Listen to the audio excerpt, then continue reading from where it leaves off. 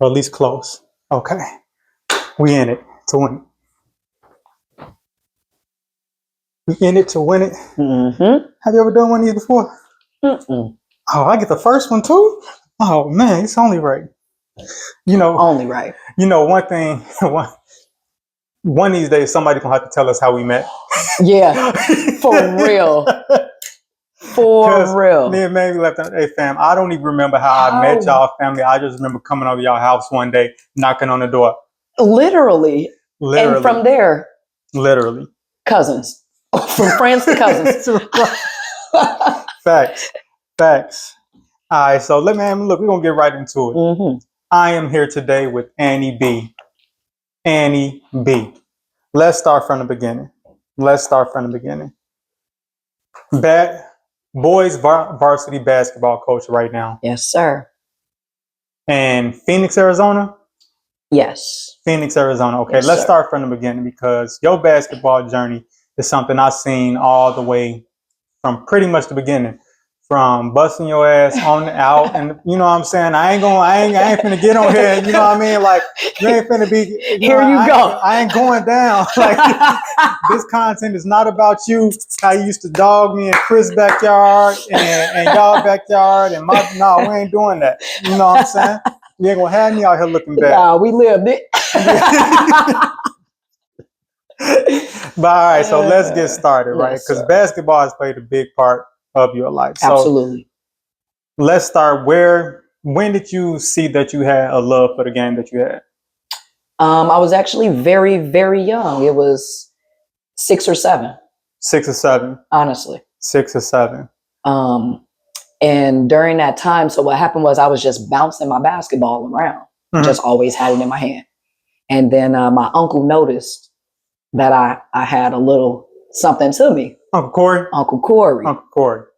My Uncle Corey noticed, and at that age, around 8 or 9, he just started taking me into the basement, and he started just teaching me basic ball handling. But my love for the game helped me advance that basic ball handling because I watched some of my favorites. And when basketball was hot back then, oh yeah, you know what I mean? So I decided to take it to another level because that's what you do when you love something, right? You try to just.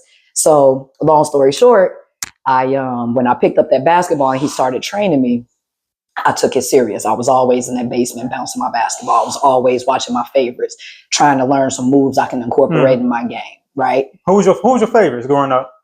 Allen Iverson. AI, baby. AI.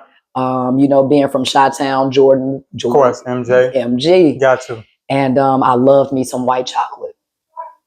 Jason Williams, baby. Jason Williams. Yes, yeah. Sir. Yeah, he was. I think he when he did the elbow, the pass off the elbow, and I think it was the All-Star game. Insane. Insane. Like, bro, why you doing that? Come on, man. Like, why you doing that? But absolutely. So let's get into how it. Because this is the thing, right? I remember even at McKinley, they put you on the team right away. I don't know if you were, I don't even know, like I know at McKinley you had to be in the 4th grade to play on the team. I made the team in the 3rd grade. Come on. So the way that happened, I had been working hard with my uncle. I had been training. I had been going to the park. Yeah. Practicing these little moves, right? In your backyard, in the basement, right? And so at McKinley, I come home one day and I go to my uncle, Corey, and I'm like, tryouts for basketball are coming up. And he's like, try out. I said, I can't. I'm only in 3rd grade. And I said, you have to be in 4th grade to try out. And you was probably still better than everybody on the team. And he said, well, this is what you do. He said, go ask the coach if you can try out for fun and that you know you can't make it, but you're just trying to prepare for next year. I was 9 years old. And I'm like, he's not gonna. And he goes, just do what I asked you to do. just go do it. Corey got that. Hey, just do what I asked you to do. So I'm like, okay. Right. And so the day of tryouts come, and I go to coach. It was Coach Westbrook at the time, and then I think Caesar. Coach Caesar. Caesar, may he rest in peace. And so I go, hey, coach, I just want to try out for fun. I know I can't make the team. Mm-hmm. Is that okay? He's like, yeah, it's okay.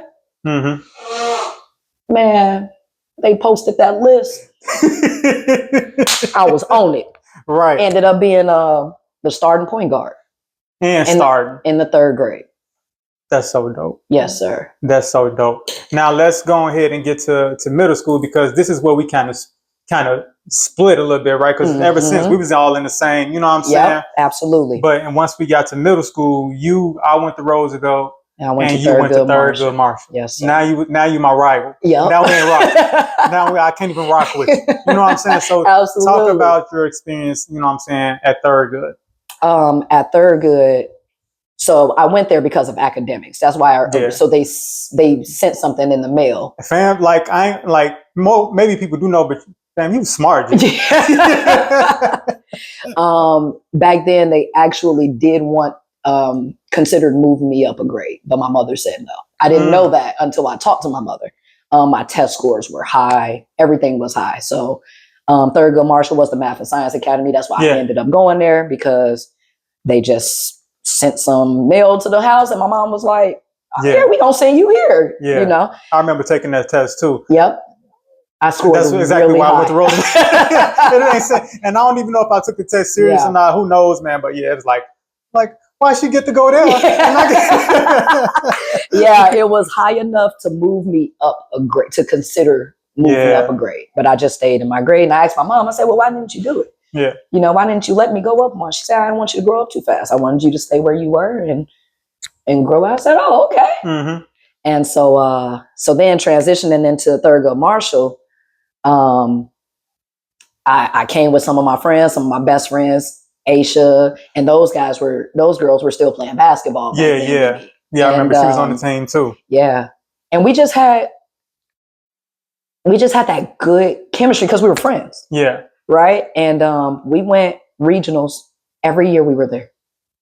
Every year we were there, we run the regionals. Yeah. There was a regional play.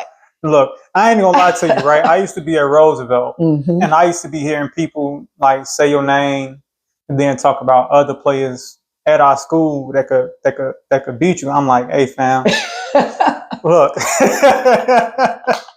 I've seen her. You know, there's no disrespect, right? But I've seen the things that she can do. Like she, you know what I'm saying, like she plays like a man, like a dude. And the reason for that, honestly, what honestly I think separated me from some of the other girls back then when we were younger is that I actually didn't play with girls at all. Yeah, I never saw you play. You always played with the dude. I never played with girls at all until I played organized basketball. When I made the school teams, then you had to play with the girls. Right.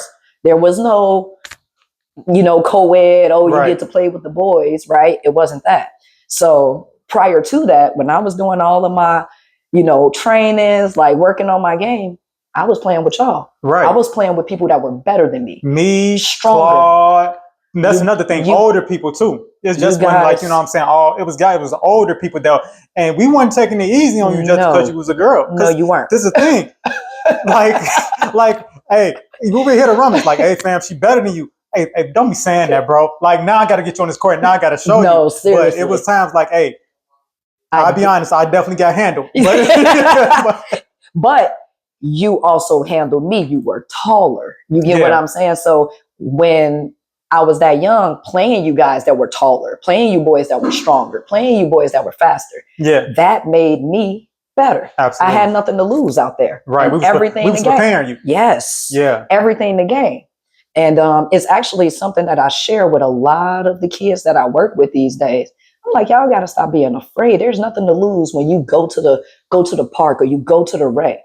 Play people that are better than you. Yeah. I said, look, I have friends that were at the same level. That's fun. That's cool. I said, but that doesn't excel your game to the next level. It just doesn't. Yeah. You start thinking differently. You start thinking, this mug is faster. Yeah. I have to be smarter. Yeah. You get what I'm saying? I had to do the fundamentals. I had to box you out in order to get that rebound. Yeah. I wouldn't go get it just jumping up in the air with you. Not over me, you Not at all. Not at all. So those kind of things, honestly, is what shaped me into the basketball player that I ended up becoming in middle school, going into high school. that mentality of being fearless, not caring who was across from me. Yeah. You get what I'm saying? Saying in my head, you might be bigger, you might be a little stronger, but I'm about to give you a bucket. Right. I'm about to score. And this is the thing, you're not getting this ball out of my hand. Exactly. Like nobody could D you up. And that started from originally having it taken from me a couple of times. Corey would be in the basement, and my basement was very narrow. Yeah. And he would go, after he made me do my ball handling stuff, he would always make me cross him over in narrow spaces. And I couldn't because he was wide in a narrow space and I was only 8 or 9. Yeah. So after a while, that's when I started thinking and I started paying attention to when I made certain moves and he would shift. And then one time I crossed him over in that basement. He said, "Whoa!" And he never trained me again after that. That was the Mr. Miyagi moment. That was the Mr. Miyagi moment. He said, "That's it." And I remember asking him, like, "Corey, when we going, you know?" He's like, "You don't need it." I can't. There's nothing more I could teach you. he literally said, "You don't need it." And that handling that basketball, I started becoming playing with guys made me a better passer too, because my playmaking, right? Yeah. I started to come down, tap tap tap, and when people would step up, I started to learn how to make quick reads. Yeah. Quick reads. Oh, you do this. And it ended up taking my IQ way up here. Yeah. Way up here. Right? You've seen me like drop crazy dimes. Like, and you like, how did she even see that? What? Right. Like, and then the thing is when you went to like started, when you were playing on the organizing, you had to play with, we were playing with women, right? The game was slowed down. Absolutely. The game was slowed down. Absolutely. And it's just like, I was at some of your, I came to a lot of your games, especially once you got to high school. I was even coming to like a lot of your summer league games. And it's just like, yes, you were. It's like, and then I will also see how you would, because the thing is when you did is like, I would see, you would be visibly frustrated when they would drop the pass or when they would miss the layup. I'm like, man, Annie would leave with about 15, 20 assists.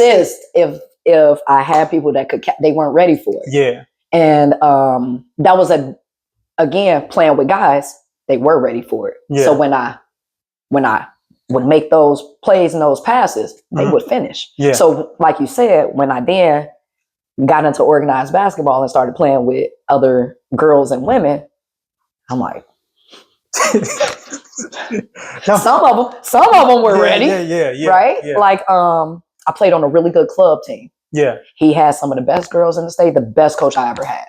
What was coach name? Gerald Davis. Coach Gerald Davis. I still talk to Coach Davis till this day. Awesome. Till this day. He keeps in contact with me. And not just over social media.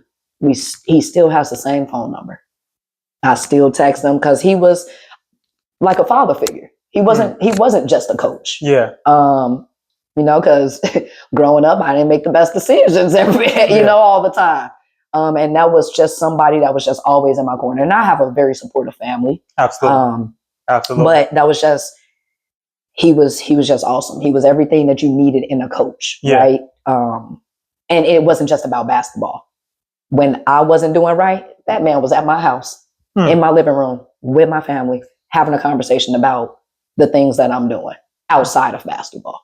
Like, and look, before we started recording, we were just talking about this. It's about being more than a coach, but also a life coach as well. Like basketball, sports teach you great life skills, but it's also great to have those coaches that say, you know what, I just don't want you to excel on this court. This is not just about benefiting me and making me look good. It's about, I want you, because you're going, like, it's like some people just know, like, your impact going to be bigger way than you can ever think, right? You might be focusing on getting to the WNBA, playing Division I college, but they like, fam, you're going to do so much more. Like, absolutely. You're not just ahead of your time in basketball, but you're ahead of your time in life. Yes, absolutely. Absolutely. So, like I said, once I transitioned into playing with girls, like you said, it slowed down and it was different and I would get frustrated. Yeah. And it led to me just sometimes not being the best teammate. That was something that they had to, me. I was passionate, but being younger, I didn't know how to channel that the right way. It turned into anger. I'd kick chairs over. You know what I seen y'all like, ooh, and I'm like, I wasn't used to it. And like, I remember I seen that again. I'm like, I ain't used to that. Right. It was bad. Yeah. It was, but Gerald, right? Yeah. Gerald is what helped me change that. And then Love and Basketball had came out back then. And when they said, you ain't gonna go to college with that attitude, that was like a, remember they told her that, Monica, you will never get to college with that attitude. They don't care how good you are. Yeah. That was real. That was real. And then I started to change my ways and become a better teammate because I'm like, I knew my passion and my competitiveness was what was driving that. Yeah. But as I got older, I started to realize like that really affected my teammates in a negative way. Yeah. Where then they couldn't do what I then needed them to do on the court. Right. They're like, man, she thought this. They at the point A, and I remember those moments playing with better players too. It's like, please, at the point, don't throw this ball to me. No, seriously. Because if I miss this layup, if I drop it, you're gonna be so mad at me. And I don't feel like in your mouth. Absolutely. You know what I'm saying? I don't want to look you in your face. Like that is real. It's like real. The confidence just kept going down and Absolutely. down. Absolutely. So that was something I had to change because I didn't always play the perfect game. I missed shots. I didn't turn the ball over much. Yeah. Right. But I didn't play a perfect game ever. Right. And then the thing about it, I used to see how defense used to play you. Like they game plan just for you. Yes, sir. They was like, let the teammates do whatever they want. She gonna throw it. And that's the thing. You weren't like you were scoring threat, right? But you were always pass first. I was a pass first point guard, and my uncle hated it. Corey. I think it was times I'm like, if you don't just I would hear y'all from the stands. Yeah. saying keep the basketball. But the basketball player in me, the right basketball play, was to give that up. Yeah. 2 people stepped up on me. She's wide open. There was nothing for me to think about. Yeah. So and again, that came from playing with better competition that could catch the ball. Yeah. It had become a habit. Yeah. It had become a natural habit for me that, it started to get into the point where my IQ had got so high, I knew that if I did a certain thing and this person did this or reacted that way, I already knew what was on. Right. And then it'd be a small, like a little knee jerk or that 1 foot forward. That's like, it. And I'm gone and it was chess, not checkers. Yeah. You get what I'm saying? I was already like 2 steps ahead. Yeah. And that's what helped me create, you know what I'm saying, and become the playmaker that I was. And even with Corey yelling, I could have probably averaged 25 points a game easily. But again, I had teammates that could put the ball in the basket, right? And just being coaches want to see players that make the right play. Yeah, absolutely. That's what they want to see. Yeah. Right. And so even with Corey yelling at me from the stands, keep the basketball, shoot that next time. I couldn't. It was natural instinct for me. Right. So I'm like, dude. It's like I can't win. It's like man, I got Unc over here in my ear talking me something to basketball. Yeah, and I started tuning him out. Okay. I started tuning him out, right? Yeah. Because that's what you have to do, right? You have to tune out the people that's coaching from the stands and really lock in to your actual coach. Yeah. You know what I'm saying? And not that he wasn't saying anything wrong. Absolutely. He just wanted me to keep the ball, but that would have been me forcing plays. Yeah. Forcing up in double teams. Yeah. You get what I'm saying? And that's not a good look. And then eventually what that would have done, if I had done that, I would have shut down my other teammates. Yeah. Absolutely. I come down, I shoot the ball, miss. We go back on D. They playing hard defense. I come back down. None of them touch the ball. I shoot it again. We go back down. We playing hard defense. That starts to wear on your teammates. You get what I'm saying? Like they like, well, we ain't just about to be out here playing defense with you. Right. You got to reward the big man. Exactly. Let me ask you: was there a time you ever thought about, or was there a process happening for you to transfer to like a different high school so you could like have that chance at a championship, at a national title? I mean, at a state championship? Honestly, no. It never crossed my mind. The only time I ever considered going to a different high school was before I got to West. And that school was going to be Fenwick. That was the school I had intended to go to before going to West. But situations and circumstances, right? Where we live, transportation is easy for me to get to West. Right? My mother was a single mother. Right. And even though we had our great family dynamic with my aunt and my grandma and my uncle, cousins, that's still, it's a lot to get your kid. You get what I'm saying? Across town to the, you get what I'm saying? To the school that, you know, so, and I missed the test. I was supposed to take a test or something to kind of go there. Okay. So it didn't happen, but it wasn't like it is today. Where kids are bouncing from high school to high school to high school. I was just focusing. You just want the ball. I just wanted to play basketball. Right. It don't matter who I'm playing with. I just want to be on that court, fam. And people like these days, they look at the name, right? Proviso West wasn't a big name school. Like we had a huge Christmas tournaments where we've seen great players come through there like John Shire. Right? We had those. Shannon Brown, D Brown. All those like, guys. Exciting. Yes. Christmas right? Tournament. Exciting Christmas tournament. We watched John Shire drop 48, 50 points. You get what I'm saying? And he ended up going to Duke. Right? From a suburb. Out here. Right? Again, he didn't go to a top name school out here. Bro, just say, I got that work. He made that school work for him. I got that work. I got that work. I'm going to make this school name pop. You get what I'm saying? And at the time, I kind of made not to sound or come off as like cocky or conceited, but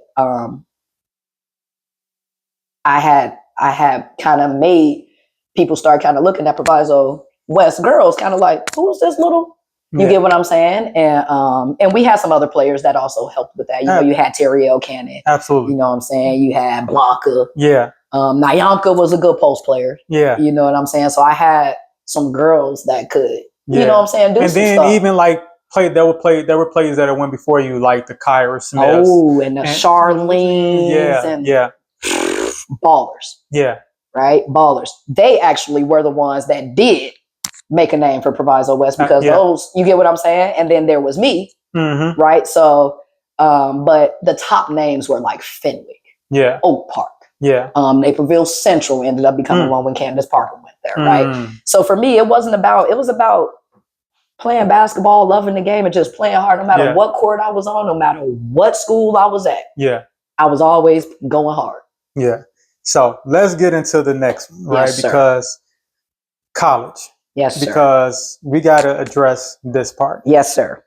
Now, through the rumblings, I don't know if I actually ever heard it from you yourself, but I definitely heard it through the rumblings, like Wisconsin was supposed to be the choice. Wisconsin was the choice. I signed my letter of intent my junior year, and all I had to do was keep my grades intact.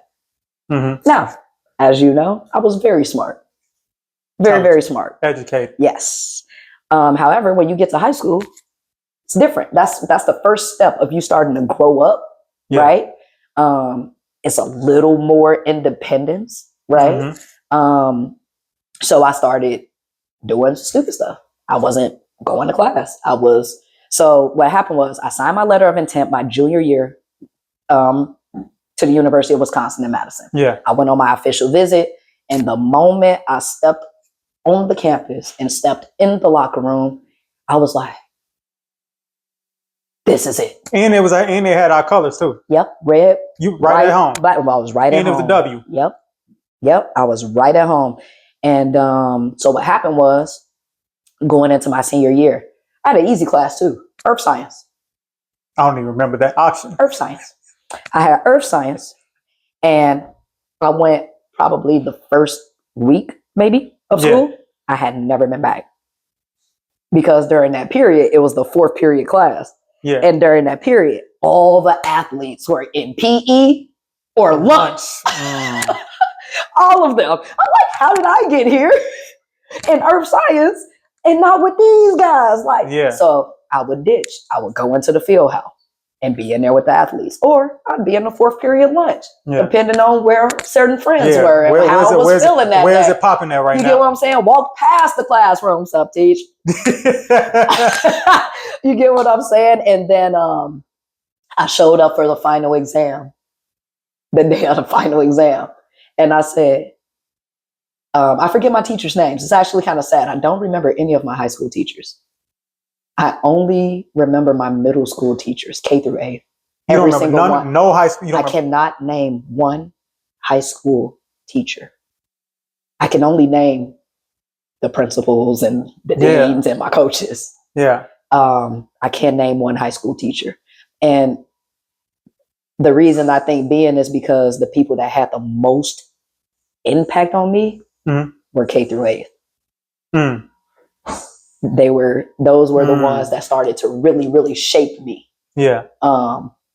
So anyway, I show up for the final exam and I go teach. I say, hey, I know I ain't been here. I said, but hey, whatever I get on the final exam, can you make that my final grade? Keep in mind, I hadn't been there I went the first week. I never went to the class. I say, hey, whatever I get, can you give me that as a final grade? He goes, no. I'm like, I ended up getting a C on it. Never went to the class. Yeah. And I ended up getting a C on the final exam. Imagine if you just had showed up at least a couple times a week. It was easy. And so I walk out and I say, hey, just for fun, what did I end up getting? He goes, a C. I said, walked out. But I knew I failed the class because I didn't turn in any homework. I wasn't there. Yeah. That ended up leading to me having to take that class out of summer school. That one class. Mm-hmm.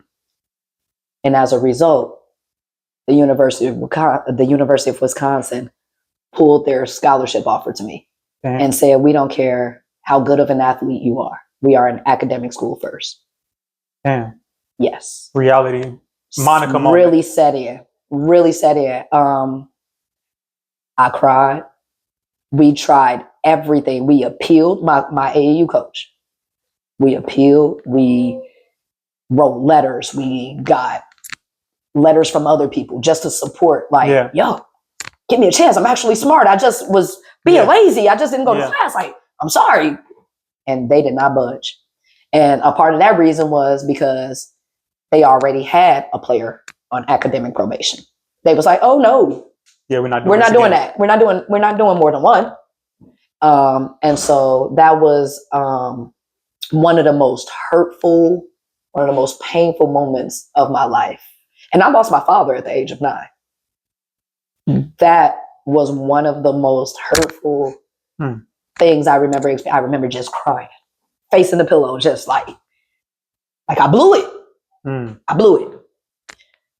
By the good grace of God, I was blessed. I had a supportive coach who was like, this is the extent that we went to try to get me into Wisconsin. Yeah. Not only did we do the appeals and write the letters, I was even considering going to a JUCO to then get the grades up, show them and then going to Wisconsin. Yeah. That's how adamant I was about getting to this place. I want to go here. I want to go there. Yeah. And then my coach was like, Annie, I think you just need to consider another D1 school. That's what he said to me. He sat down, he had that conversation to me. And keep in mind, he was doing all of these things with me. And then he finally got to the point where he was like, nah. He was like, don't do the JUCO. Just let's find another Division I school, another D1 school. And I was sad about it, but then I was like, okay, because I trusted him. He's the one that has helped me create this path to even get to college to play basketball, right? And so I went on a few more visits. I went Toledo, I went Kent State, and then I went Indiana State.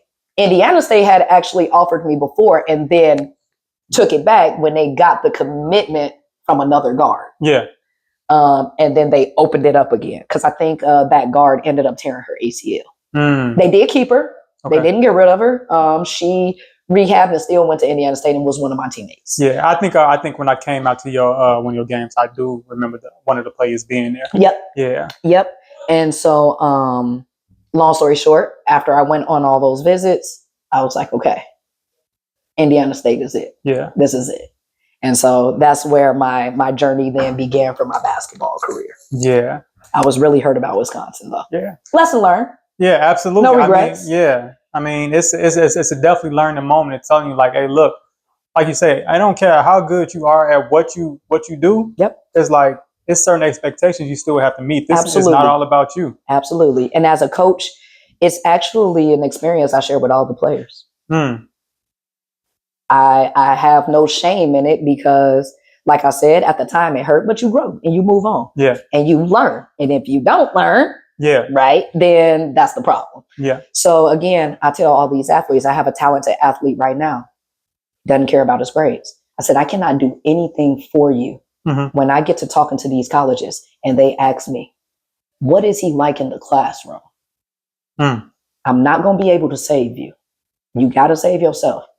Right. So as a coach, we do academic checks every week. Right. Nice. Eligibility checks. And I actually reward my kids for having good grades. I do give academic awards for those because it's important. Yeah.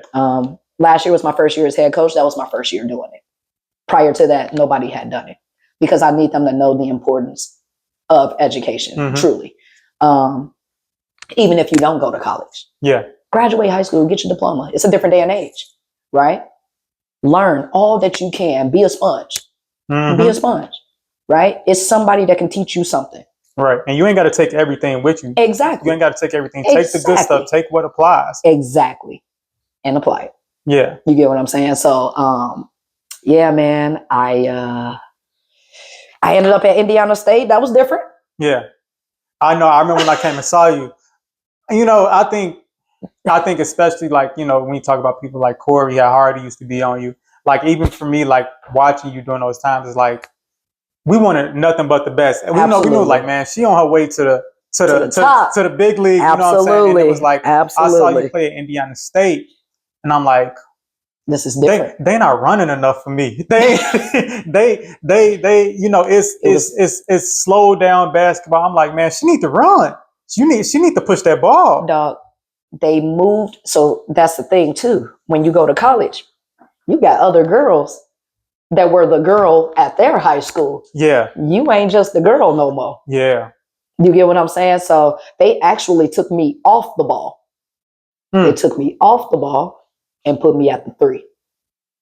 I ran the 3 in college. How tall are you? 5'6". I actually got rebounds. I did. And again, it was just from the IQ of knowing if I touch her first before she can move. She's 6'3".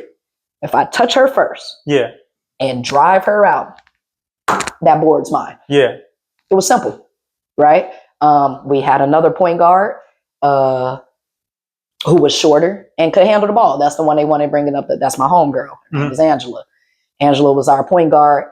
Now, when we did play bigger schools, we ran a system. They had a system. That's the thing about college. When you go to college, they have a system, and you have to find a way to fit in their system. Yeah. You get what I'm saying? I actually struggled when I first got to Indiana State. And the reason I struggled is because their system involved a screener coming up.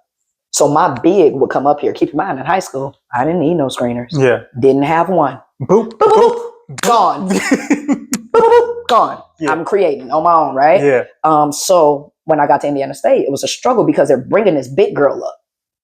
And she's hedging on me. And I'm little. And she's bumping me. And I'm falling over. And I'm bobbling the ball. And I'm like, Coach, can you keep her down there? I could get past this person. And create and get off the ball. And it's like, no, this is our system. This is the play. Figure it out. And I'm like, damn, I got to figure out how to work my game in this. Yeah. I was at a predominantly white school. I was the only black girl. Yeah. Right? I tell you one thing, it did help. Yeah. What? What? The one thing they taught me that was how to lace that thing, boy. Yeah. There was one year I shot almost like 50% from the 3-point line. And again, I didn't take too many, but when I did, it was the right one. Yeah.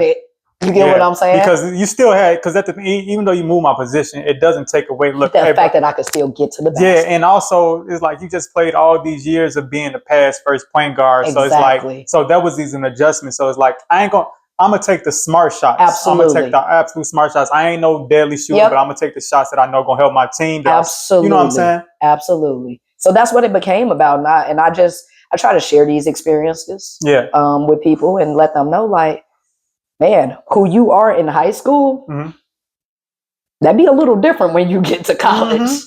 That'd be a little different. You still got game, you still got talent, but you got to figure out how to make it work in their system. Yeah.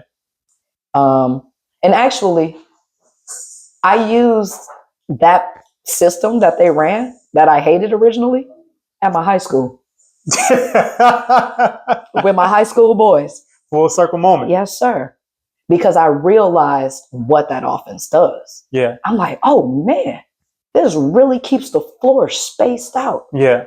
This really allows me as a guard, even with this girl hedging, to turn that corner. And if they late, I'm gone. I only got one person down there to worry about. And if she step up, right? And if she don't, and I was like, man, and if I didn't have either, I had my homie in the corner who then rose up and I kicked it to her and I filled her spot. Yeah. And I was like, and so when my boys run it and I see it, I'm like, this is it. Yeah. It's a full circle moment. I hated that offense, but now I'm running at my high school. It's kind of crazy, you know, but that's just growth and maturity. Absolutely. Right. It's just growth and maturity. And even though even a lot of players that went on to go to different schools, players that, that we knew personally, we would see them playing on TV. We would see them in the games man, this, it don't fit them. But like you just said, trying to they're not going to change their offense for you. They're not going to say, hey, we got Annie Bankhead. Hey, Annie, what you want to do? Let's revolve this around her. No. They're not going to do that. No. Not going to do that. No, they didn't even do that for Michael Jordan in North Carolina. So you want to do that, you got to go to the next level. Absolutely. So speaking of the next level, after college, what happened after that? After college, I found myself just trying to find what my purpose was in life. I was in between two careers. I studied criminology. So criminal justice. I really wanted to be an FBI agent growing up. And I stuck with that for a while. Yeah.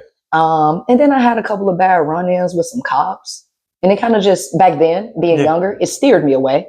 Yeah. Because I'm like, this ain't it. Yeah. And then it led me into education. So after college, it came down to, man, you know what? You're not going to the WNBA. Were there any thoughts of going overseas? The thoughts were there, but the problem was I still didn't do what I was supposed to do in college, even at Indiana State. I didn't do what I was supposed to do. What was that? Graduate. And graduate. I didn't even finish there. They got rid of me. And the reason they got rid of me is because I was smoking weed. Season was over. It was done.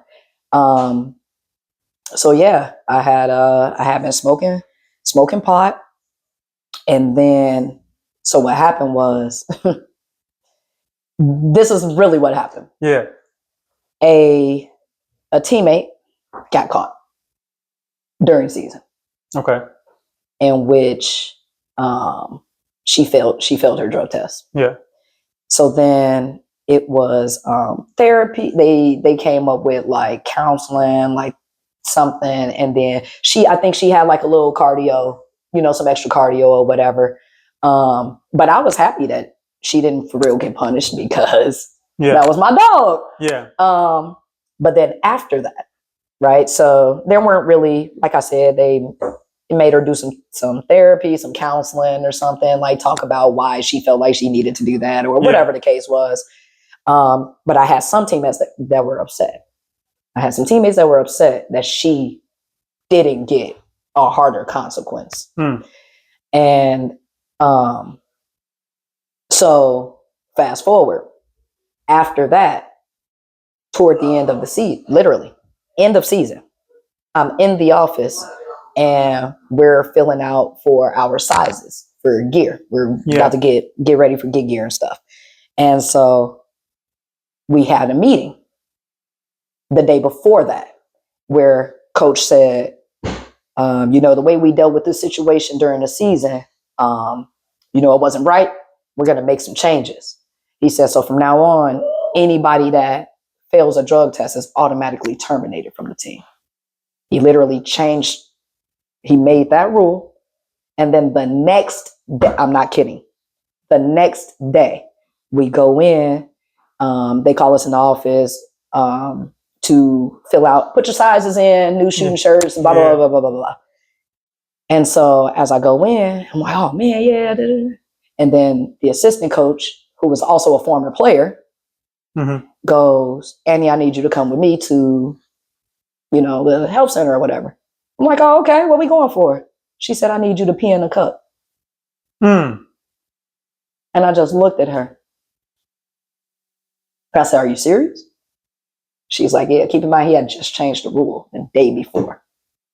I failed that drug test. Damn, fam, I can't even get you just told me this, I can't even get 30 days to clean my system out. And not even just that. It had got to the point, I told you, I hate to bring up race, guys, but I told you I was the only Black girl on the team. Yeah. So again, that to me was kind of like, you're just trying to get rid of me, but you didn't have to get rid of me that way. You could have just told me, like, Annie, we feel like we want to go a different route. Maybe you should consider going to right? Because that's what I felt. And so anyway, I go in there, I felt it. So then they tell me, basically, after they get the results, they call me and they say, we're going to be revoking your scholarship, this, that, and the other. So I'm crying, I'm upset, and I call my mother. Yeah. And I'm telling her about it. And I told her the whole story. Yeah. Even about the previous teammate that had failed during season. Keep in mind, I'm not even in season. Yeah. And so she goes, we're going to file a discrimination suit. So when I mentioned that, he goes, okay, well, you can keep your scholarship and finish and graduate, but you can't play basketball. You know me. Basketball is what got me here. And that's what I'm here for, bro. Yeah. So now, if I knew then what I knew now, I'd finish. Absolutely. I'd stay and finish. But I was like, man, screw this. Yeah. Bro, basketball is my life. I done carried that basketball around everywhere with me since I was a little girl. That's what got me here. That's what made you want me. And now you telling me this is not what I can do? So to avoid that discrimination suit, because he knew. Yeah. He knew. That was his option of, okay, well, you can keep your scholarship and finish your education, but you can't play. So I left and came back home. I never graduated. No, you said that was your junior year? Yes. Yes. So currently I sit at almost a bachelor's degree. I'm very close. Yeah. Very, very close to one. Again, lessons learned. Yeah. Things I share with players now that I coach. Yeah. It was just one of those things. And I think, honestly, that is what led to me not being able to go overseas. I could have tried to work harder. Yeah. Actually, I did come here and call myself playing for a semi-pro team. A semi-pro team that was supposed to help us get exposure to go overseas turned out to be a money grab. He took my money. After that, I was like, you know what? I'm cool on the hoop dream. I could give this back in another way. Yeah. And that's when I started coaching. Yeah. Damn. Yeah. Damn. Absolutely. Do you have plans to go finish the bachelor's? I think about it often, but I'm not a fan of school anymore. I'm not. That piece of paper does some wonders, but as we get older Mhm. and we start to kind of look at the ways of the world, how many people actually use their degrees? I agree. But I also, for me, because this is my thing, right? I didn't, for college, I did like I dropped out the first semester going to COD because Yeah, I was not hooping no more. yeah, Like, yeah. and That's what drove you. Yeah. I'm like, man, I want to play ball. Yeah. And I think, especially after a very disappointing senior year in basketball for me, I'm like, man, I'm looking forward to the next level. Absolutely. But there was no next level for me. Absolutely. I dropped out of COD. I ended up going to trade. I ended up going to trade school and just said I was going to get work. Absolutely. But now I'm looking, right? Me, if I go back, I got to start pretty much all the way from the beginning. But my thing is, I don't like doors being closed. Yes. No more locked doors. Absolutely. I don't like doors being closed, right? No and one more thing that college does, one thing you're going to build, and me learning this, right? Because I used to downplay college too, man. Yeah. Especially I was out there working, making money, working for a good company with a good name. Mm-hmm. But it's like, now I'm here and it's like, it's this wall for me that I need to break through, this ceiling that I need to break through. Absolutely. And going to school, one is you're going to network, you're going to meet people Absolutely that are in the same field as you. And those are going to open more doors. It might not be right away, but these are connections that you can make for your career that can help provide you more stability. And this is just me. I ain't going to put that on everybody. No, of course. But that is my perspective now when I think about it. I have thought about it. And I did go back and then I stopped again because I'm just not a fan of school like that anymore. Yeah. But you are right. Living in Arizona now for 8 years. I've built, you know me, I'm a big people person. I value relationships. There's not a person on this planet that I can't talk to and have a conversation with. Right. Always willing to help anybody, give the shirt off my back, shoes off my feet, whatever. With that being said, I've built connections and relationships in Arizona. Yeah. That you're right. The degree has stopped me from walking through certain doors. If I just had the piece of paper, I've had principals say to me, Annie, I'll hire you right now. You even get back in school right now, I'll hire you as a teacher. I have that as an option right now. The reason I haven't taken it is because I was recently let go from my job. Yeah. I worked at an alternative high school for 3 years, right?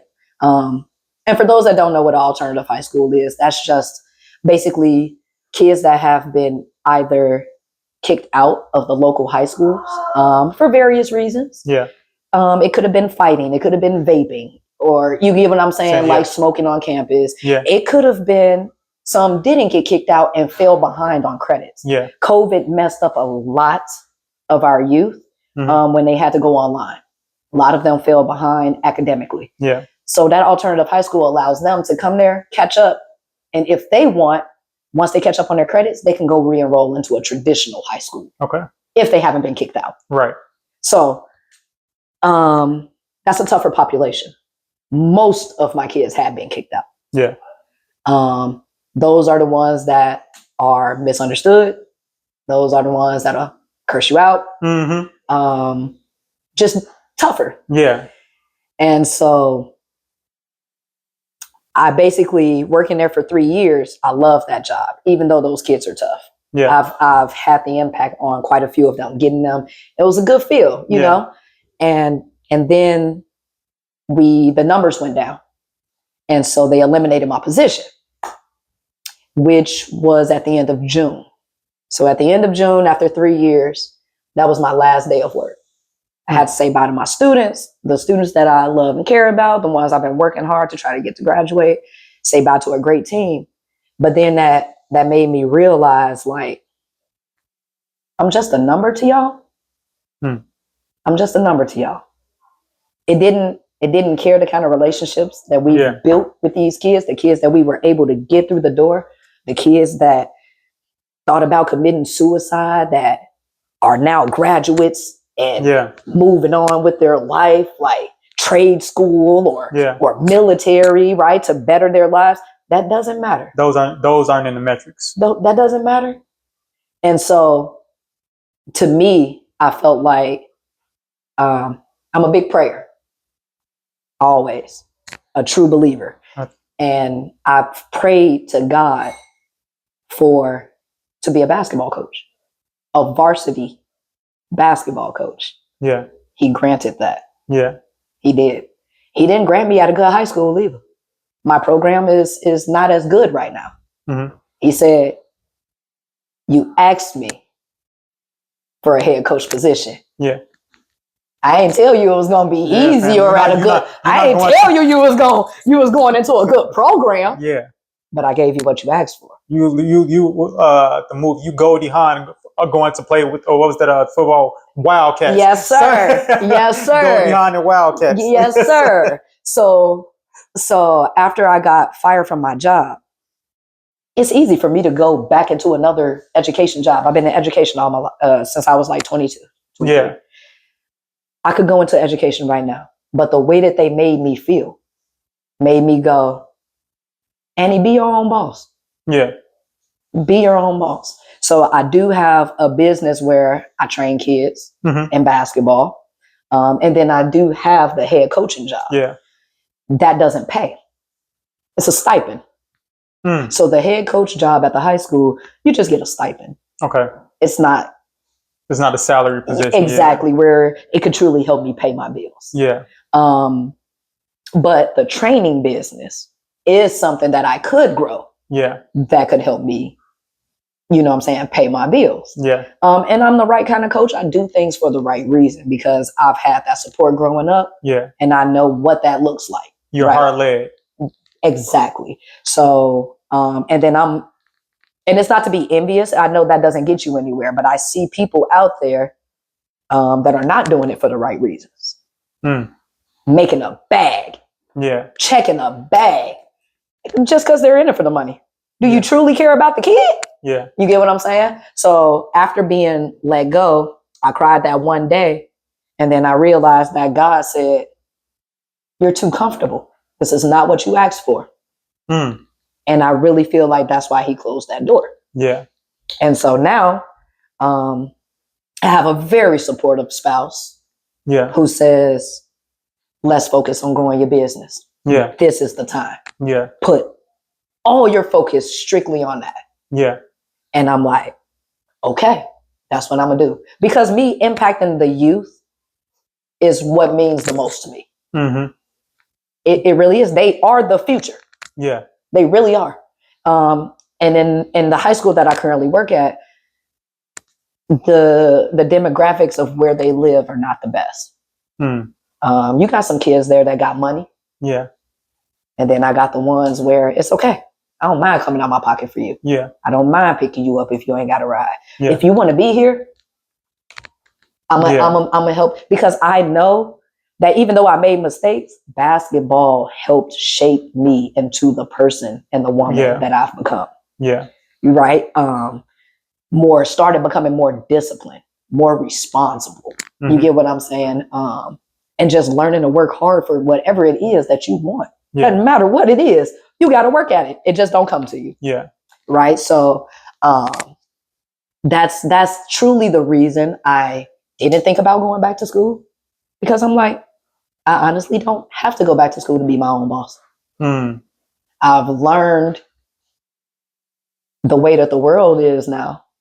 I could make this work without putting myself in more debt to finish that degree. Yeah. You get what I'm saying? And that's not I'm not saying for people to don't get degrees are still important, right?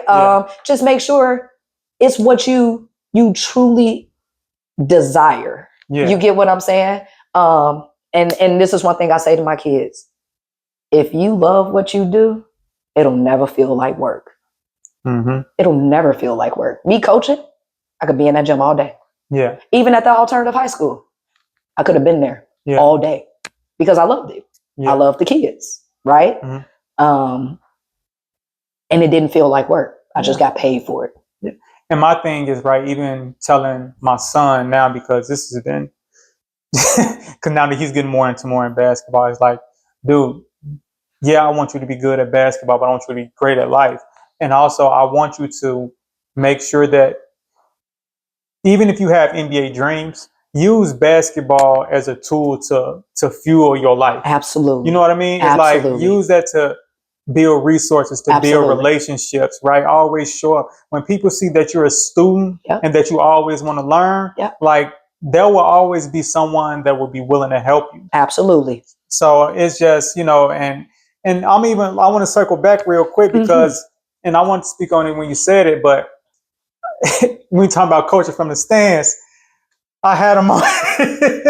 I had a moment as a father, and the reason why it was so tough for me, right? Because, right, the support you had, I saw the support you had. You had people showing up to the game for you. My grandfather was, I'm gonna drop you off. I'm gonna drop you. I'm gonna get you to your camps. I'm gonna get you to your practice.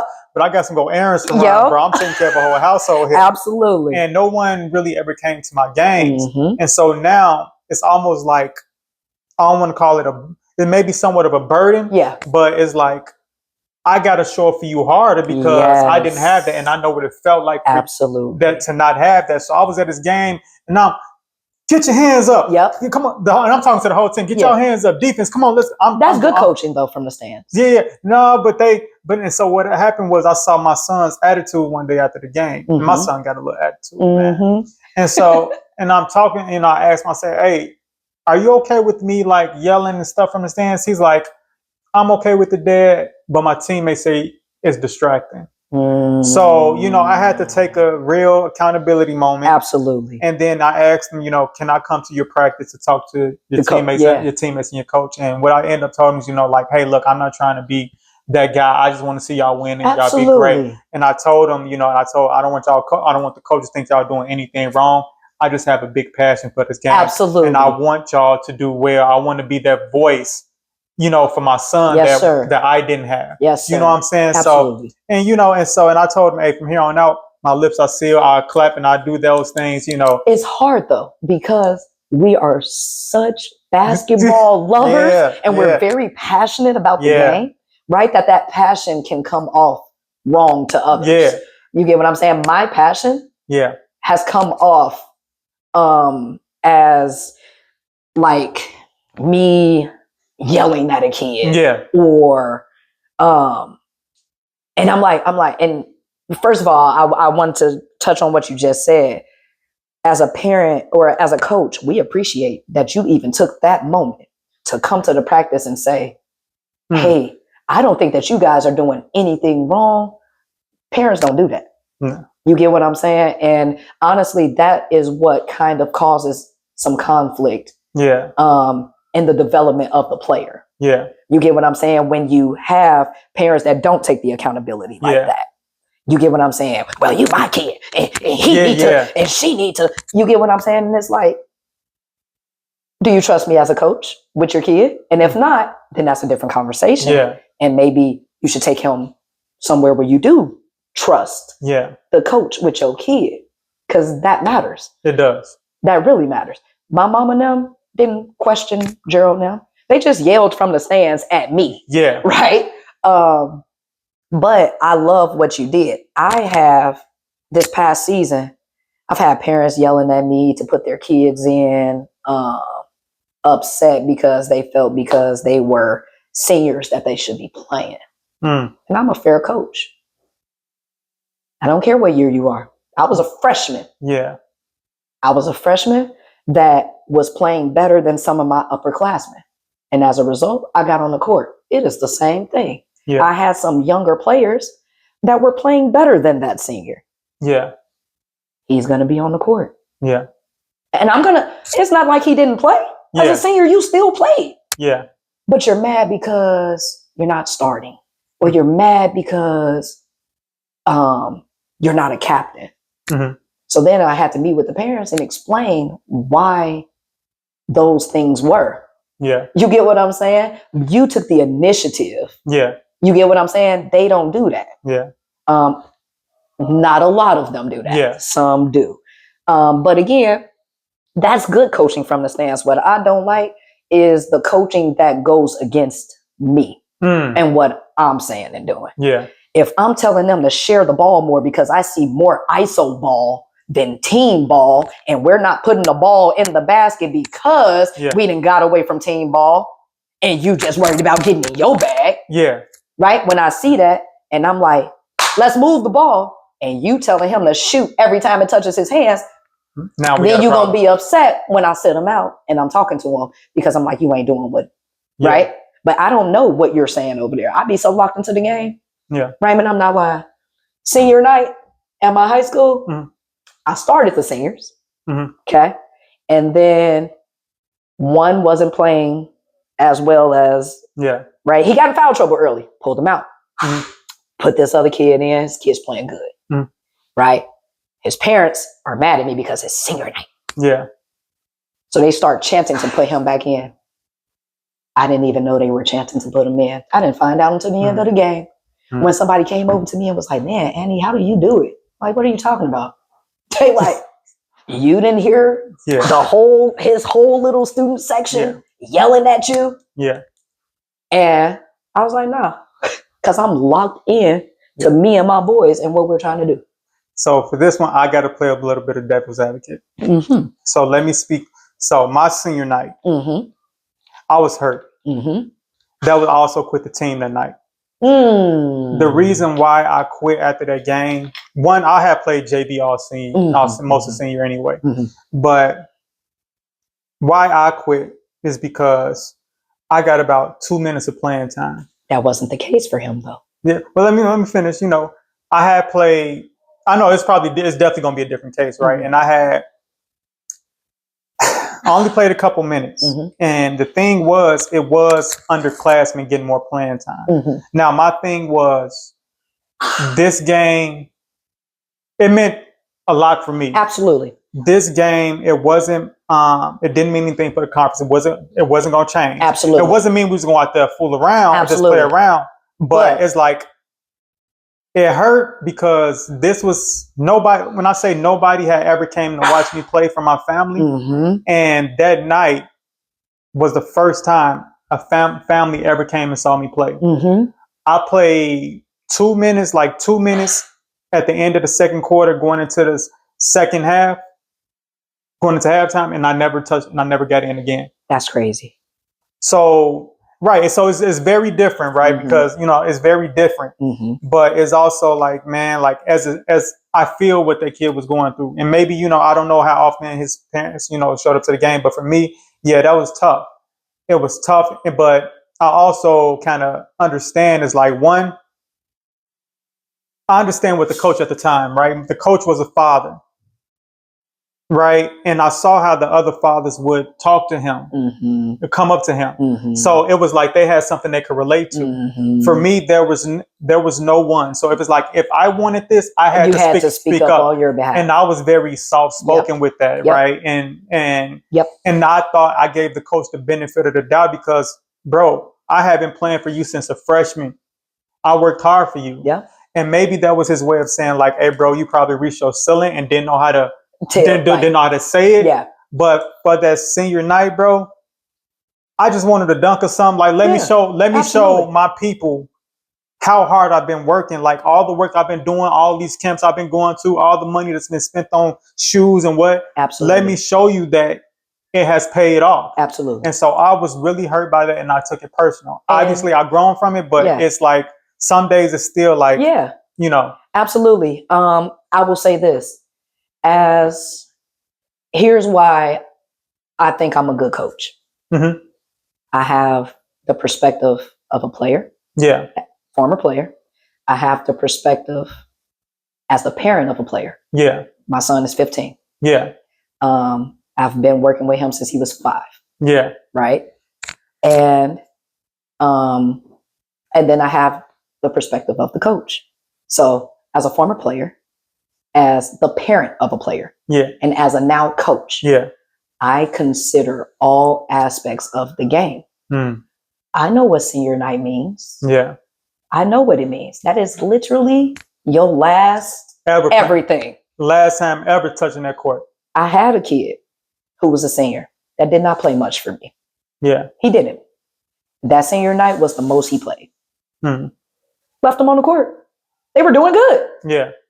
I let him play. I let him do his thing. right? And then it got to a point where I was like, all right.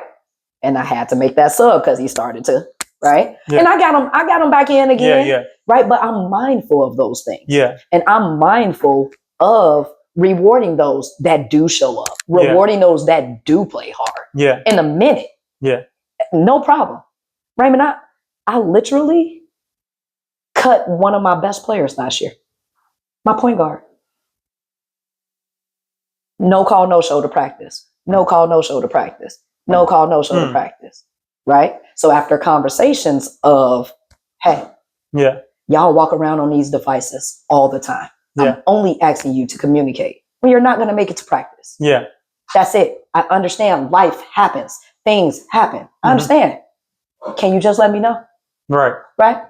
So long story short, he gets to his fourth no call, no show. What happens when we no call, no show in the real world? Oh, yeah. You fired. Yeah. You're gone. You fired. You're gone. Right? And if they like you, you may get a second chance. Yeah, but you better have a good reason. You better have a great reason. Right? So let's fast forward. I talk to him and I reach out to his mother. Mm-hmm. Right? And I say, hey, I just wanted to let you know, I've decided to cut this kiddo from the team. Here's the reason. She then reaches back out to me and says, Coach Annie, I'm so sorry. I actually pulled him from the team myself, which is why he wasn't at practice.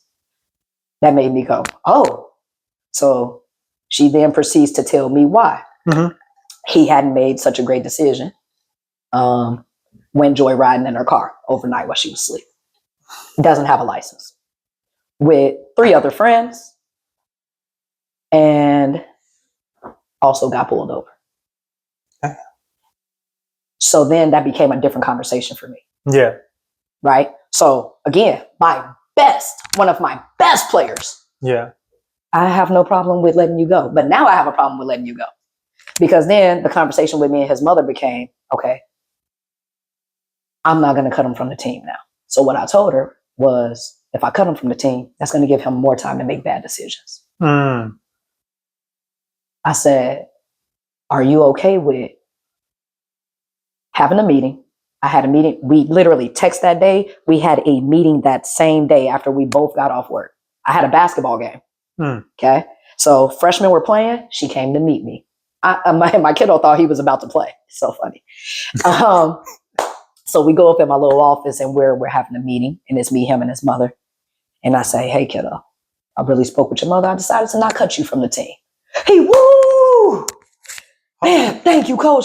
Woo, woo. I said, however. Hold on, player. I said, you won't play another game for the rest of this season. I said, you will be at every practice. Every practice. I said, I will pick, me and his mother had arranged this. I said, I will pick you up and I will drop you off. And your mother and myself will know where you are at all times. Because it's bigger than basketball. Yeah. This was his life right now. Yeah. So if you out joyriding in your mom's whip in the middle of the night and you get pulled over, first of all, by the good grace of God, you met a good cop. Yeah. He let her come get her car. He took all them kids home and he let him go home. Yeah. And I had that conversation with him of, did you think about how this would impact your mother? Do you love her? Yeah. He gave me that look like, duh, coach. Yeah, I love her. I said, oh, you didn't think about, had that cop impounded her car, the money that it takes from the bills to get the car out of the impound, the court fees of the tickets that you got that she would have to pay for. Yeah. Right? I said, you ain't thinking that. And he goes. And another thing is CPS coming in. Exactly. Because now we got to start investigating. Because now it looks like neglect. Yeah. Right? But what are you doing? You're not watching you get what I'm saying? Like, and you can see him starting to really like think like, oh, I didn't even think about those things. Yeah. And then I found out he was letting somebody else drive the car. He wasn't even driving her car. I said, boy, the ultimate disrespect. Bro. I said, come on, we got to do better. He's a good kid too. Yeah. That was just a bad decision. He's a great kid. Yeah. So again, having the perspective of a former player. Yeah. Parent of a player. And coach is what helped me put that in perspective and say, this is bigger. Yeah. From there, this kid has been a different kid. Awesome. I stuck to my guns. He didn't play no more. He came to every practice. Pick them up, drop them off. Yeah. Kids golden. But again, those are the sacrifices I'm willing to make, right? And willing to take. It doesn't matter how good you are. I'll build the whole team. I know how to build the whole team. Yeah. I know how to develop players. Yeah. I don't just revolve around one player. Yeah. You get what I'm saying? Mm-hmm. Because it don't work out. Yeah. It never works. Yeah. You need 5 players to win the game. Yeah. Right? Mm-hmm. So, like I said, Raymond, it's bigger than basketball. These are just ways we help really shape these individuals' lives on what they're going to do, what they're going to become, right? Yeah. The individuals, the young men they're going to become. Yeah. And that's what it's about to me, right? And I share all of my, share all of these stories. Yeah. How I lost the scholarship to Wisconsin, how I messed up at Indiana State. Yeah. They need to know those things because they need to know. And I share, I'm like, y'all, I was cold. I was cold growing up. Yeah. For real. And they see glimpses of it because I'm 38 and still will get out there and mix them right now. Right. Yeah. Actually, real quick, I want to share a funny story real quick. That same player, really good, really fast, made him do a full spin without even dribbling. We were playing king of the court. Yeah. I jabbed him. He shifted on the jab. I shot fake. He came up and I did like this. He turned around. I was still at the top of the 3-point line. I said, back. Didn't even take one dribble. Yeah. Right. And again, this kid is good. Yeah. Right. But these are the things that just make these guys on he's going to remember me. Absolutely. I will always be there for him. Absolutely. It ain't going to be one thing he can't call me for. Yeah. Him and the rest of them. Yeah. And they going to be like, and I asked them, I'm like, y'all, I'm a hard coach. They like, yeah. Yeah, you are. Right. And I'm like, that's because I love y'all. Yeah. I said, and I'm going to tell y'all this. Ain't nobody going to ever tell you that care about you. Nobody's going to ever tell you what you want to hear. Yeah. They'll tell you what you need to hear. Yeah. You ain't going to, I say, y'all, it's hard hearing things about yourself that you need to work on. Yeah. It's hard. Yeah. Right? I say, but once you get past your feelings and you stop making excuses and take what maybe somebody said to you and say, man, maybe I do need to work on that. Yeah. That's growth. Yeah. That's when you start growing. Yeah. Stop making excuses. Well, but because ain't no but because. Yeah. Right? I used to do that. Well, I did because. No. Yeah. Do better. Be better. Right? So, yeah, man. Yeah. Let me ask you this. Yeah. How was trying to figure out how to ask this right? Coaching boys. Female coach. I'm sorry, a woman. Yes. Right? Yes. How did you get embraced, or what was that experience like? Because I've seen it in movies when this happened, and it's not the most welcoming. It's not. It's actually last year was my first year as head. I was assistant to my homie before that. And I was the same coach. I was the same way. Yeah. But now being the head, it's like the parents look at me like, you're not the same. I've been the same. I'm just the head now. Yeah. So I have more responsibility. And more control. Right? That whereas y'all were used to hearing this guy's voice because we're the assistants. Right? So we're doing like the little side work. Yeah. But I was still the same. I still had the same energy. I still talked the same way. Yeah. Right? So honestly, it hasn't been an easy transition. The boys in the beginning, they're getting used to me now. Yeah.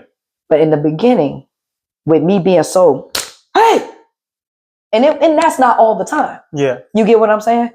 But they would kind of shut down a little bit. And I was confused because I'm like, y'all, I'm a woman and y'all are young men. Yeah. And and so I would talk to a parent or somebody to get another perspective. And they was like, I think it is because you're a woman and they're so used to women being the nurturers. right? They're so used to y'all nurturing and being the one, not the ones being like, Yeah. After coach yell at me, they go to like, and you know what I'm saying, and go get the embrace from the woman. you get what I'm But saying? it's like, hey, no, hold on. So who am I supposed to go to now? Exactly. So like, I had to just constantly tell them like, guys, I am passionate about basketball. This is not a personal attack on you. Yeah. I'm competitive. And I wish that y'all have that same competitiveness. Yeah. And in order to do that, yes, I'm going to hype you up. But I can't. The thing is, they don't come with the energy that I come with. You get what I'm saying? Yeah. The energy is different. And I'm like, I can't come with the energy because I can't play for y'all. Yeah. Y'all can't always be relying on my energy. But when I get stern on them, man, you talking about drop the head, tuck the tail. And then as a coach, that made me, I would go back home and I'd be thinking and I'm thinking and I'm thinking. And I'm like, how do I get through to these guys? What do I need to change? So many times I started to change the way that I was doing things. And then I got to the point where I'm like, no, there are some things like if you were negative, if you were belittling, right? Yeah. Or degrading your players, then yes, you need to, but I wasn't doing that. Yeah. You get what I'm saying? I'm like, man, I ain't cursing them out. Like, yeah, you might hear me say, get the damn ball, it's right there. Yeah. I ain't going crazy. Get your motherfucking ass. You get what I'm saying? Yeah. Like, I'm not doing that. Yeah. So I'm like, I went back with them and I have many conversations with them because I feel that's important. I feel like I explain things to them. I take the questions out of their brains before they even ask them. Right? I'm doing something. I'll say, this is why we're doing this. Because I don't even want y'all, coach, what? Yeah. I don't even want it. Let me explain. Right? And so I get to the point of having conversations with them. And I'm like, stop being soft, fellas. Literally. I'm like, and what I mean by that, I say, guys, it's okay for y'all to cry. I'll say, I'm telling you that as a woman to a young man. I said, if anybody has told you that it is not okay to cry as a boy or a young man growing up, I said, that's wrong. I said, that's not why I'm calling you soft. Your girlfriend break up with you, you're going to her. That's not why I'm calling you soft. I'm calling you soft because you come out here on this court and you let somebody take the ball right out your hand. You don't take it personal. You don't take it personal. You get what I'm saying? That's soft to me. You know what, man? Look, so the same coach for me. Yeah. He was so hard on me one game, and I had just told my son about this story.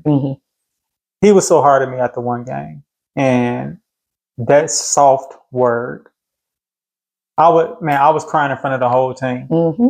I'm like, man, bro, why you at me like this? Like, hey, look, other than this, I be averaging 2 or 3 blocks. I be doing, you know what I'm saying? I met somebody who could, bro was like 6'2", 6'3", and this is like freshman year, we're playing in his Lions Township. And bro, he, you know, I ain't gonna lie, he was putting me in the basket. Bro, 6'2", 6'3", and he got about a good 20 pounds on me. And, you know, I was frail, and and the coach chewed me up in front of the whole team, bro. And I couldn't do nothing but cry. And I couldn't do nothing but cry. And I know who, and the thing was, I didn't say I didn't have it. I didn't tell my family those stories. I kept those to myself. My friends on the team saw it, and they told me like, hey, you know, I remember my guy Pat, he was just like, hey, bro, just use this as motivation, come out next game and show out. But I was still hurt. I'm like, bro, like, why I took that very personal. Absolutely. But now it puts it in this perspective, as you're saying, is like, look, I'm not, hey, this man out here busting your ass. Like, take that personal. And here's the thing. I didn't just call one of them soft. I called all of them soft. And I explained what I meant by soft. Soft is not you showing emotions. That's not soft. That's not what I'm talking about. Are you taking it personal that this dude just took the ball from you 3 times? Are you taking it personal that he done pushed you down to the ground? You feel me? Are you taking that personal? Get your get back. That's what I'm like, guys, just show me some competitive spirit. That's it. That's what I mean by soft. if he putting you in the basket, you better come right back down there. You get what I'm saying? Go at him. Demand that ball. Go at him. Yeah. That's all I was not doing that. You get what I'm saying? So, yeah. And so, like I said, though, I explained what I meant by soft. Yeah. Right? So they wouldn't feel the way that you feel. Yeah. And I broke it down just like that. Yeah. It's okay to cry. It's okay to be upset about breakups. It's okay, family things happen. Those things are normal, guys. Yeah. It's not normal when you're not crying about things. You're still human. Yes, and you're human. God gave us emotions for a reason. Exactly. We're not robots. Right. It's not normal to be numb from things. Yeah. Right.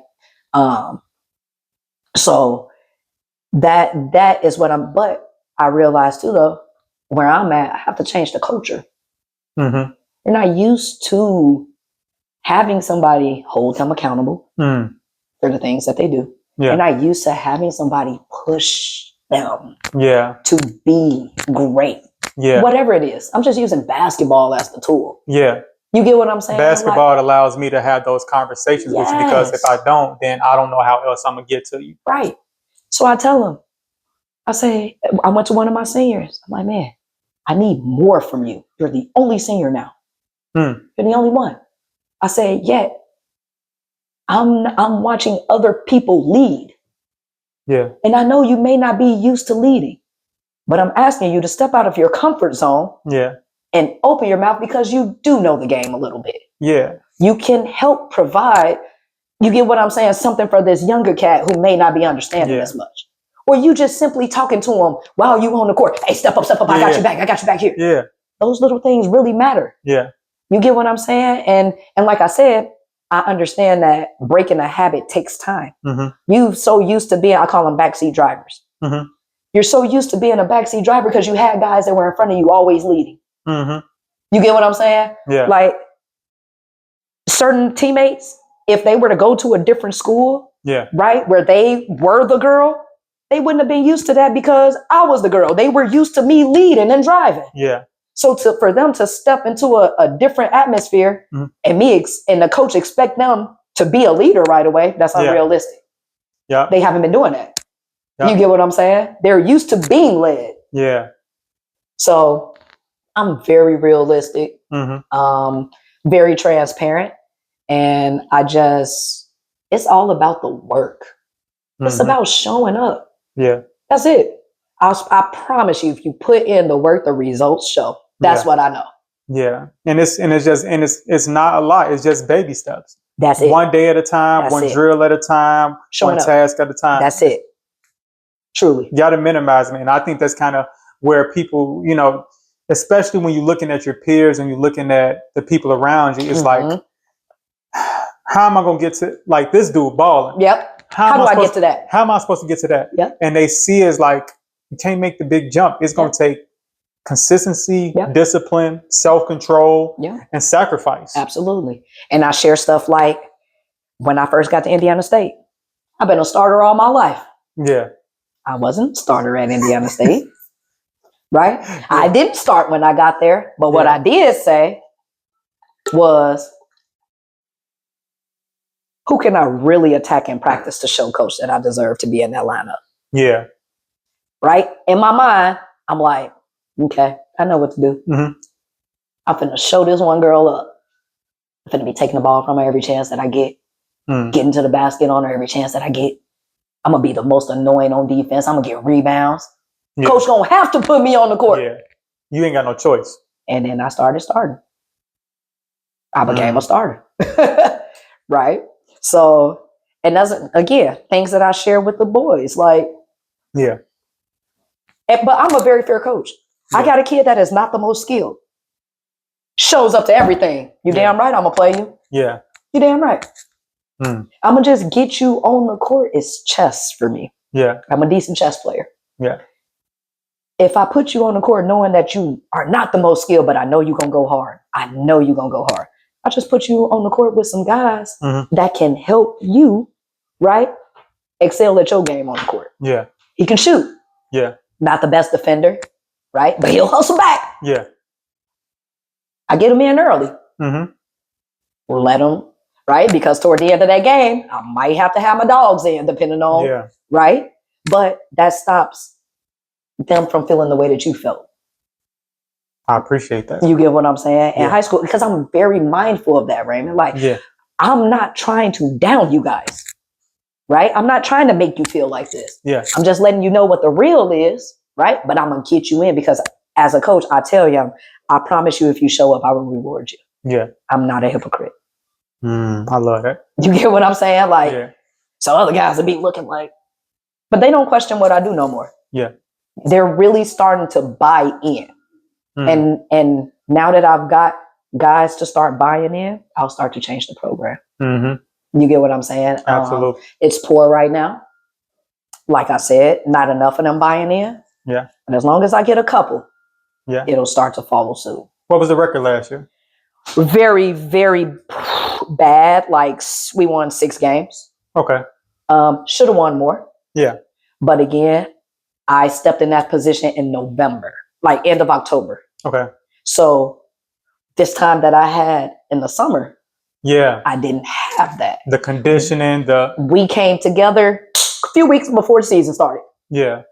You get what I'm saying? So realistically, you can't expect, right, to cram a summer of conditioning and us getting to know each other and chemistry and right. You can't cram that into a season. It's unrealistic. But the crazy thing was, usually takes about 6 months for you to really start seeing a change.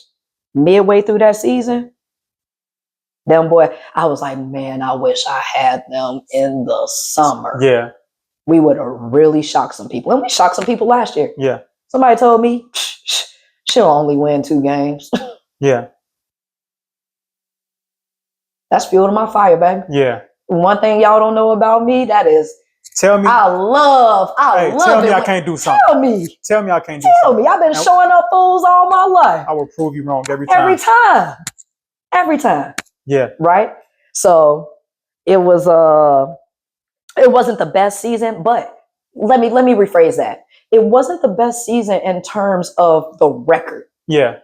I thought they had a good season in terms of the growth. Yeah. Right? And what they started to do. Yeah. And start the confidence. I had to pump as a coach. I really do feel your job as a coach is to pour confidence into these people, into these young individuals, because that confidence is what's going to help them walk through the door to get that job opportunity that they want. Yeah. Right? It goes deeper. It goes beyond the basketball court. Yeah. Right? The lack of confidence is what's going to stop me from saying, I really want to go for this position, but I don't think I'm qualified enough. Go for it. Yeah. Confidence say, whether I'm qualified or not, I'm going to go ahead shoot my shot. Tell me no. You get what I'm saying? Tell me no. Tell me no. I'm not going to say no myself and take myself out of it. Yeah. Right? And those are the kind of kids I have. Yeah. They all lack confidence. You get what I'm saying? Except for my best player. It sounds like he's coaching a whole bunch of me's. I ain't gonna lie. And you know what? And I'm okay with that. Yeah. Because like I said, I meet people where they at. Yeah. I met all of them where they are. Yeah. You get what I'm saying? And I'm realistic. I'm realistic. And I know that things don't happen overnight. Not even within a few months. Like it takes, right? Time to build, right? Consistency. Right? Yeah. They haven't had that. Yeah. You get what I'm saying? So now that they got it in me, they kind of like, okay, we know what to expect. We know how Coach Annie coming. Yeah. We know and I walk into practice, right? I say, everybody understand the expectations? Yes, coach. What happens if we're not talking? Baseline, coach. On the line. On the line. And Raymond, and I'm also say this. I'm one of those in-between coaches. I'm not quite old school. Yeah. And I'm not quite new school. Yeah. I'm right in the middle. And what I mean by that is I don't believe that I have to run them suicide for them to be in shape. Yeah. I do all full court everything, basketball drills, full court everything. Because when you're running up and down that court, full court, and you're going to be in basketball shape. Yeah. And you know what? Even when first, I don't even like the term suicides, but I don't even know why they call it that for real. Yeah. But a little bit, Coach G. Rest in power to Coach G. Rest in peace, Coach G. Coach G, when he came to Proviso West, he was like, he didn't do the suicides. We ran deep sixes. Those were different. Deep sixes. Deep sixes are when you run from you at the baseline, but down and back 3 times. Oh, but you have to do it full sprints, and you have to do it within like 25 seconds. Yeah. So it's just almost like it, but these are full court sprints, and so I appreciated those. Mm-hmm. Both of them are very tough. But yeah, when we heard that from Coach G, I was like, "What is that?" When he first got, I'm like, "What is this?" And yeah, it used to tear me up. So yeah, but that's what I'm saying. In college, we didn't run like that. In college, we didn't run like that. We are doing drills. We are doing full court drills that are incorporated into gameplay. Mm-hmm.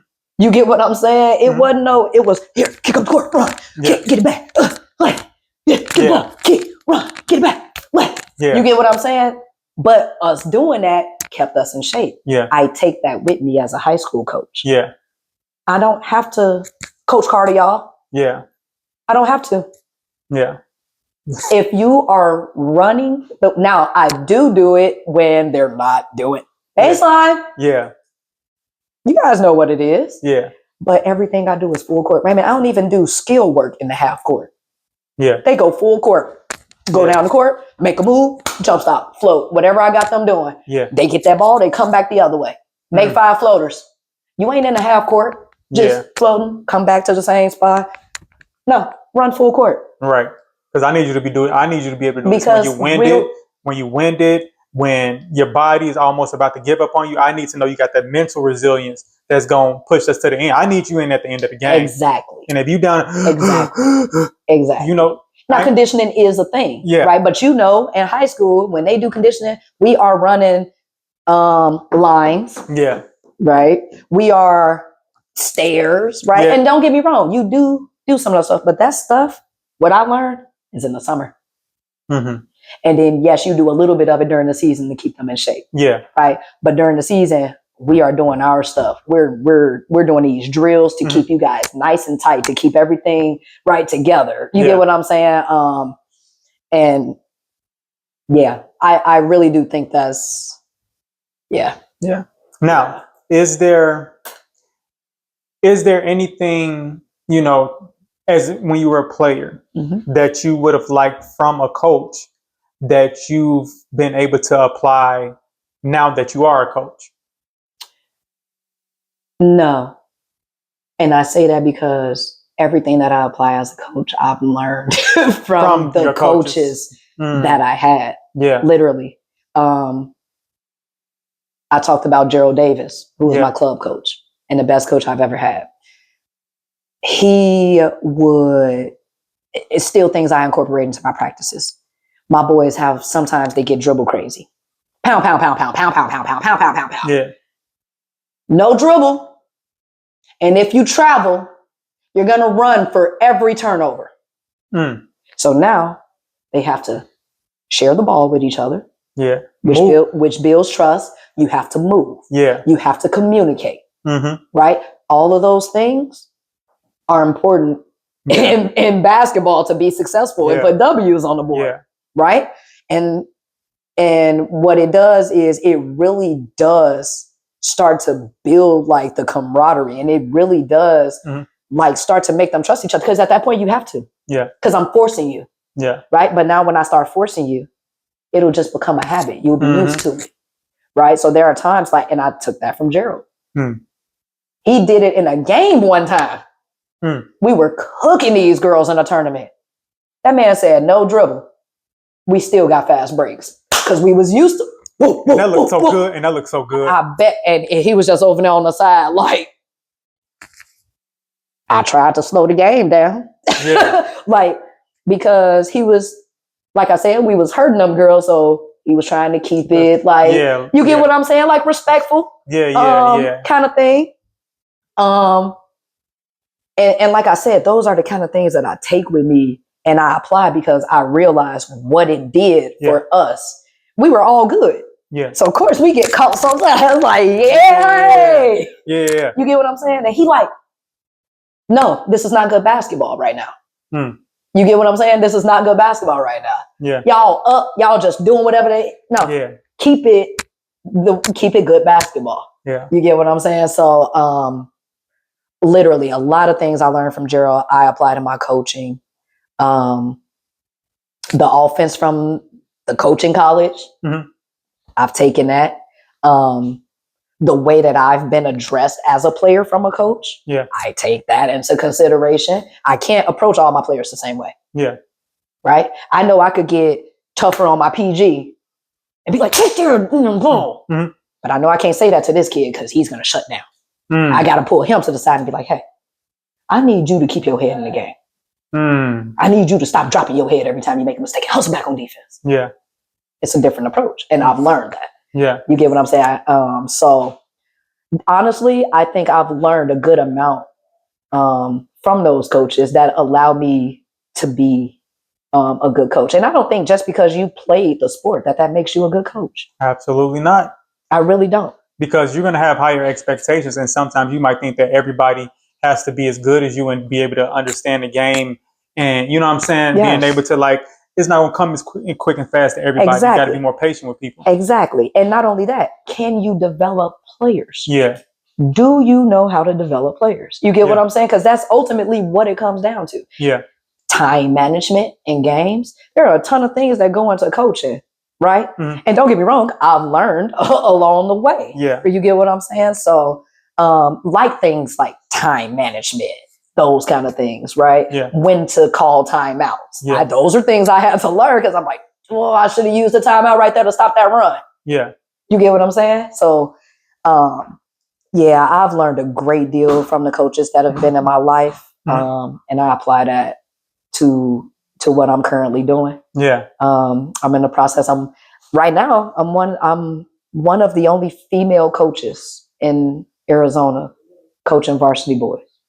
That's awesome. But I think, it's awesome that you're able to be one of the first and one of the only, but it's also like with your mindset, I know there are more women that do have that mindset. Absolutely. and can help, because that's what it needs. Is like sometimes it is where the male coaches feel like they have to be the constant, stern and hard. And it's like, no, sometimes, you say, everybody on that team is different. Everybody got different things going at home. And sometimes that's where you have to get to know your players more. Absolutely. Because you have to know, you know what, bro dealing with a whole bunch of different situations. Absolutely. And that's why I also I look back on my situation. It was like I was dealing with a lot of things at home. And, basketball was all my... Your release. Yeah. And it's like when I go there and then still get resistance, and it's like, all right. It's the great... It's like, it wears on you. Yeah. And then especially as a teenager. Yeah. You know what I'm saying? We're still figuring out who we are, and we're still growing, right? Bruh. So, yes, your coaches in your life matter. Yeah. All right. Let's couple lighter questions. Yes, sir. Who are your favorite players to watch now, NBA and WNBA? NBA is, I ain't gonna lie, NBA is tough for me because they don't, it's bad basketball. Honestly. It's entertainment. Yeah. Right? It's entertainment, and I love that part of it. Yeah. But seeing my players try to do some of this stuff, and you ain't even mastered the fundamentals of the game yet. Oh man, it's really tough. Yeah, my son, I'd be like, dude, you trying to be Steph Curry, bro? And that's my thing, right? Yeah. We always had somebody that we desired to be like. Allen Iverson was my guy. That's why I was, right? Yeah, my man was Vince Carter. I know in high school, man was like Vince Carter. You get what I'm saying? Oh, I also love Carmelo Anthony, by the way. Oh, he was one of my favorites. Anyway, so I basically, I like Ja Morant. I know he doesn't set the best examples right now for the youth in terms of outside of basketball. But I love that dude's game, man. Yeah. I really do. I enjoy watching him play. Yes, I enjoy watching him play. I always say Ja Morant is, for me, watching him, he's almost like a more controlled Russell Westbrook. Absolutely. just so he's just fun to watch, man. Yeah. Like I said, I wish he'd be a better example of for the youth that watches him. Yeah. But he has his growth. He has his growth moments. You gotta recognize, you gotta realize where he came from, and now you get what I'm saying. So that takes some time to change. Yeah. Females, I like Paige. Paige Beckers. Man, what? Yeah. I like Caitlin Clark. Okay. And I like her because they work hard at their craft. That's why you got all the people that want to be the Steph Currys in the world and the Caitlin Clarks. But do y'all do what Steph Curry and Caitlin Clark do? Did you start with form shooting right here at the basket? Or did you just step right on the court and shoot a three? You know who taught me that? And I've taught that to my son. And that's why my dad. I do Big Eric, bro. Yep. Like, that's why I appreciate the people that did take that time to me so much. Yep. Took that time to me and say, let me just 5-10 minutes. Yep. I remember that, and I carried that. If my shot ain't falling, I said, I'm gonna get right here. I'll make sure I got the space in there, and I'm gonna go ahead and do my thing right there in front of the rim, work my way back. And I learned that from him at the Boys and Girls Club. Yes, sir. That's exactly where I learned it. And he was teaching me when I was in high school, because as you know, I wasn't the best shooter. I could get to the basket. Yeah. I could knock down shots. Yeah. Right? Yeah. But I was getting to that basket. Yeah, you get what I'm saying? And so I remember when he took me in the Boys and Girls Club and he's making me do form shooting. I was airballing. Literally, right at the rim. I was hot. I'm like, what is this, Dad? Like, what? And he's like, boom, boom, boom. Yeah. Just calm down and just keep, right? And so now, like I said, I take that with me as a coach and I make my boys do it. I say, don't step in my gym and don't shoot no threes until you get over there and you make 10 from this spot, 10 from this spot, and 10 from that spot. Yeah. At least. Yeah. Right? Y'all want to come in and everybody want to be, y'all don't understand that he had to master this first. That's how he got so good out there. Yeah. And you don't know how many times you do it. And that's another thing. You're not going to see those highlights on the internet. No. You're not going to see them on YouTube. And that's the thing. It's like, because sometimes you got to keep that work private. Absolutely. And so I respect them keeping that work private. But that's where also Steph Curry gets a lot of, they feel that he kind of messed up the game with his form of play. But it's not like, it's not his fault. It's not his fault. No, I can't help it that I can shoot 30 feet out. That I can shoot 30 feet out. I can't help that I worked on this all my life and that I got great at it. Yeah. That's what happens when you do something consistently. Yeah. You get great at it. Yeah. You get what I'm saying? And it's not his fault. He didn't ruin the game. Yeah. He didn't. What needs to happen is people need to be telling their kids. Yeah. Master I tell my kids all the time, I say, do y'all know what pros are? Pros are people that have mastered the fundamentals. Yeah. That's what the pros are. Yeah. They mastered the fundamentals, and from the fundamentals, they was able to put a little extra elite on top of their game, but it took mastering the fundamentals first. Mm-hmm. That's how everything else came. Mm-hmm. Once I mastered the fundamentals, that's how my handle became the way that it was. Yeah. Right? So, yeah, man. I like Paige. I like Sabrina. Mm-hmm. And a lot of people are going to get mad at me probably, but I don't even really watch the WNBA or the NBA, honestly. Yeah. I'm so busy with trying to impact the young ones that I got that when I get home, it's like I'm winding down and it's me thinking about how can I be better at this? Yeah. How can I adjust this? Yeah. How do I get through to this kid? Yeah. It's always like, you get what I'm saying? How do I better my program and better myself? I ain't got time to be worried about what they're doing in the NBA when I got people right now that need my help. NBA don't get good until it's playoffs. Yeah. And the thing is, I'd rather like, if it was mine, I'm like, hey, y'all got to watch college. You watch college. Because one thing I live by, and I always say it, what wins games, fellas? And they'll be like, defense, coach. And I'm like, can y'all play some? So,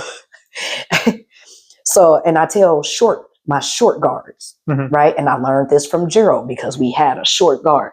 And I watched him teach her how to be effective on the court, Yeah. right? With everybody being so much bigger. Yeah.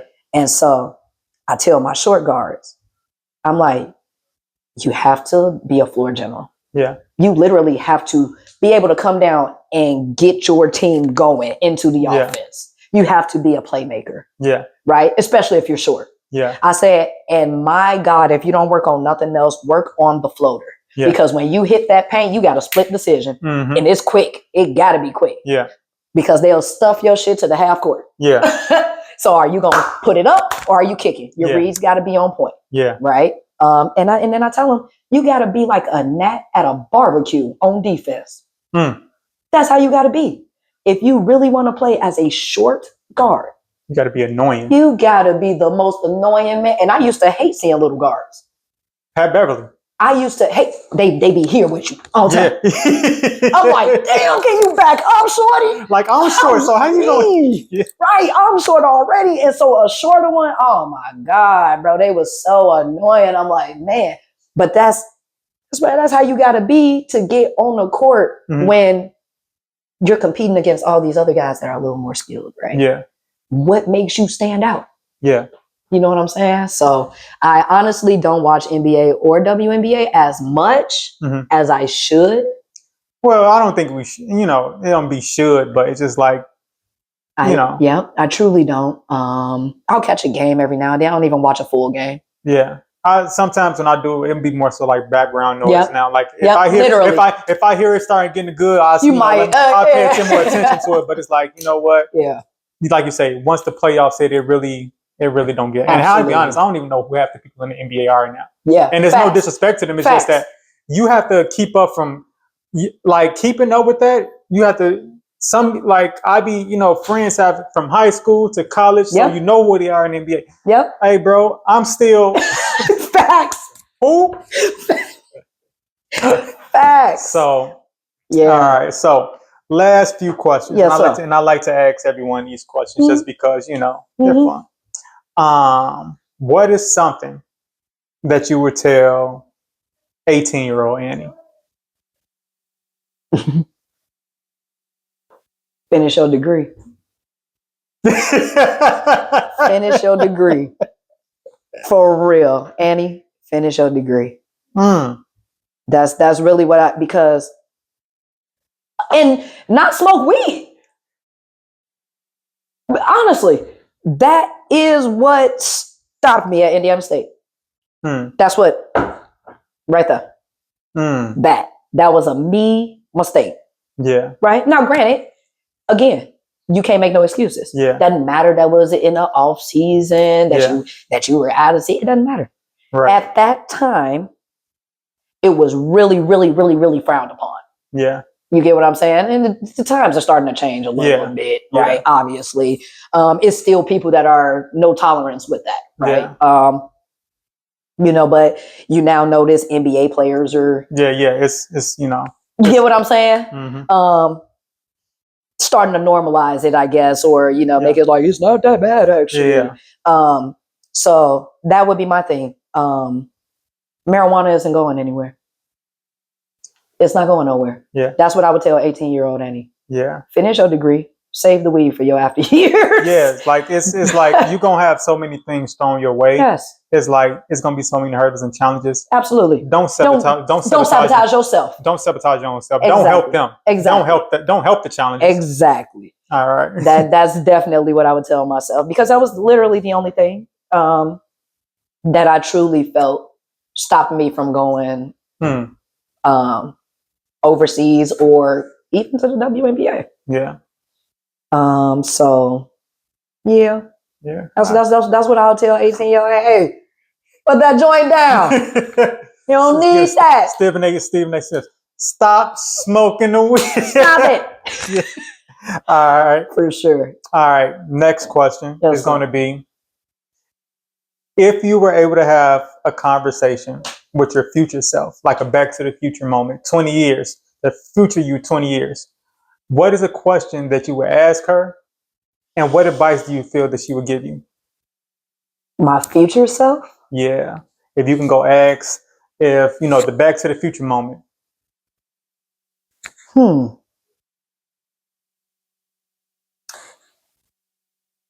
Wow, I've never thought of that. Okay, so Back to the Future.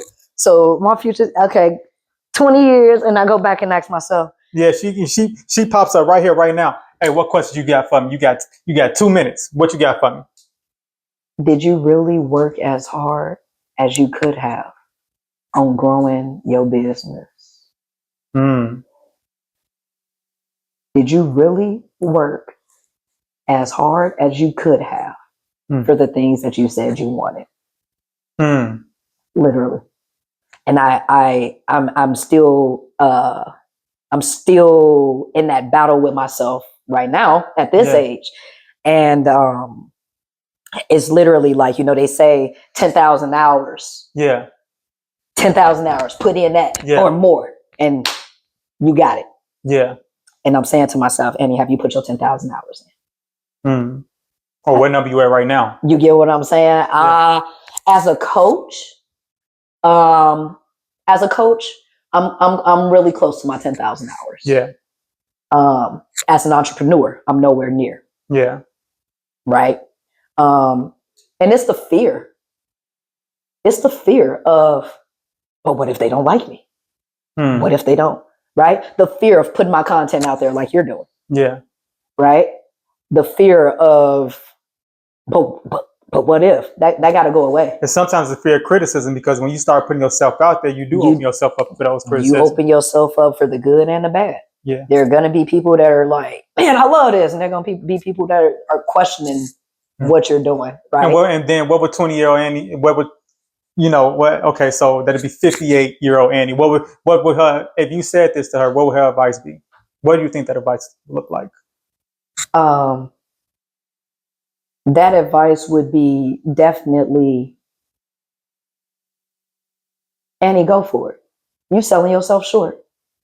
Literally. You're selling yourself short.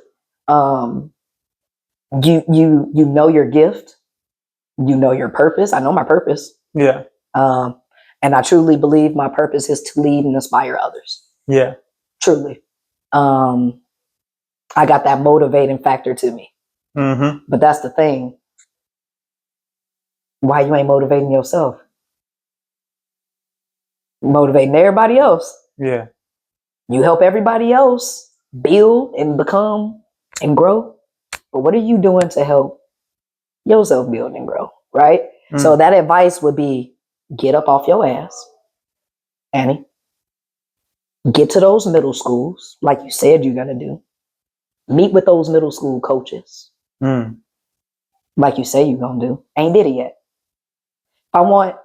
If I want my business to grow, if I want to get more kids to train and more kids to start coming to Barry Goldwater to play, I have to go out there and let them know the kind of person I am, the kind of coach I am, right? What this looks like, right? And I haven't done that. Haven't done it. I've done it to the bare minimum. Yeah. Right? I got a few clients that train with me whenever they, coach, you available? Right? Yeah. We go train for an hour. But I haven't, like I said, to really grow that business, you can't just take those few. You got to step outside of your comfort zone. I'm comfortable. That's why I feel like God closed the door on my other job. Yeah. Because I was comfortable. Get used to being uncomfortable. And when you're comfortable, you're not growing. And it's a fact. It's a fact. I think I should. Look, 20-year-old Annie said, I ain't gotta say nothing. Hey, I ain't gotta say nothing. That's it. She just gave you the game. Yep. She just gave you the game. Yep. Just told you what you need to do. Yep. All right, one more. Yes, sir. How could we help you? You know what? And I say that is because the helpers are right. You've had support, but it's also like at times we're so busy helping people, we don't really stop to ask people what we really need. Yep. So if, like I said, if my platform, this could be anything, what is it that, and a beacon, right? A message saying, you know what, I need this. And this is going out to the world, not just locally, but we talking globally. Yeah. Resources, what is it that you could use? What is it that you need? To be honest, this is a start. Yeah. This is a great start. Exposure. Exactly. It's really what it is. That's what it comes down to. I've met people that have great resources. Yeah. Very resourceful people. So yeah, what that looks like from others is literally just that support. Yeah. You get what I'm saying? And truly believing in your girl and buying in. Yeah. To what I'm doing. Yeah. You get what I'm saying? To what I represent, to the way that I'm trying to get through to these kids. You get what I'm saying? And if you truly agree and respect, you get what I'm saying, what I'm doing and the impact that I'm trying to have on the youth, and you'll be sending them to me because you'll recognize that I'm not like the other coaches, that I'm not out here just for the dollar. Yeah. You get what I'm saying? Because I'll be in the gym with a kid for hours. For free. Just because you want to be there. Yeah. I don't, again, being realistic though, you got to pay the bills. Right. Right. That is still your time. Absolutely. Right. But I don't feel that it has to be robbery. Right. I don't feel that, I have to hit people over the head. Yeah. You get what I'm saying? I just think that the exposure, right? Coaches that are doing things the right way for the right reasons. And I think if we, you get that out there, I think your population starts to grow. Yeah. You get what I'm saying? I think then you'll really I'll start to see that difference. I know I make a difference. Yeah. You get what I'm saying? And, sometimes you see the success and sometimes you don't. Right. But yeah, that would be it. That exposure for sure. And just when you see your girl post something, like, share. Yeah, absolutely. Comment. Do y'all live stream the game? We don't, but that may be something y'all can start doing. Get you a Twitch account or something, and start just throw the phone up. It ain't got to be perfect angles. But just live stream the game. Okay. Yeah, actually, you right. I didn't even think about that. I do record all of our games. You know what I'm saying? So I could show them. Yeah. Things we need to fix or what they look like on film. Sometimes it's a good thing to really see yourself. Yeah. And you'll see, like, as you watch, you'll start to see, like, oh man, I could do this, or you know what I'm saying? You start to see how you can impact the game differently, right? So I do that. I just never post it. Yeah. So again, live stream. You going, game live. You ain't got to touch it. You ain't got to comfort zone. Just turn the camera on. Comfort zone. Yeah. Trust me, this is you stepping outside your comfort zone. I be watching, I be liking, I be hearing with it. Yeah. I be double tapping. And the more you do it, and it's been tough because you're not going to get the likes. Absolutely. And you're not going, and you may not get the shares, especially from the people you thought you would get them from. And that's the part, Raymond. Yeah. That's the part. Yeah. Right? So, like, I'm always liking on your stuff, but is that enough? Do you need me to share? And I appreciate it though. You get what I'm saying? Right. Like, I ain't gonna lie to you. Every single person from Illinois, Bellwood, I about damn near don't care what they post. As soon as I see your name, I double tap.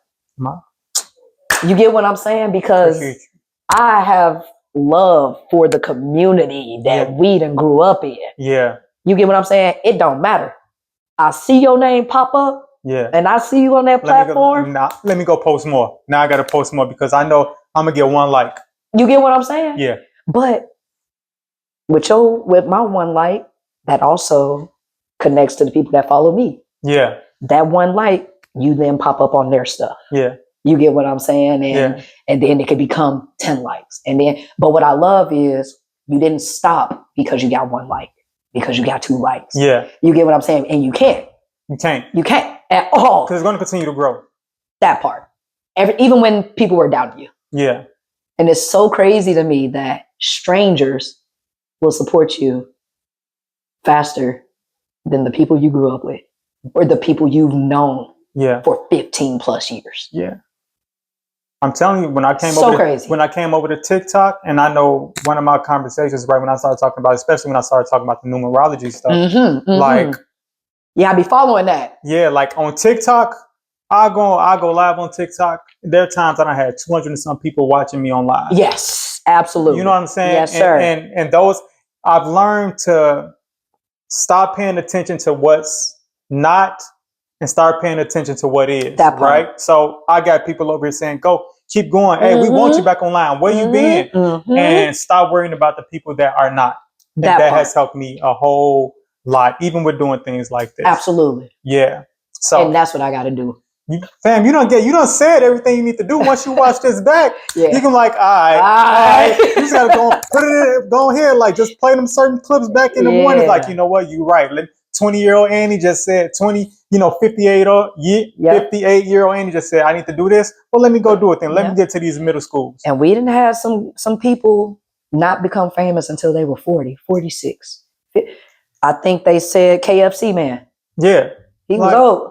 Like, bro, like Morgan Freeman didn't get his role until Morgan Freeman been old since I done.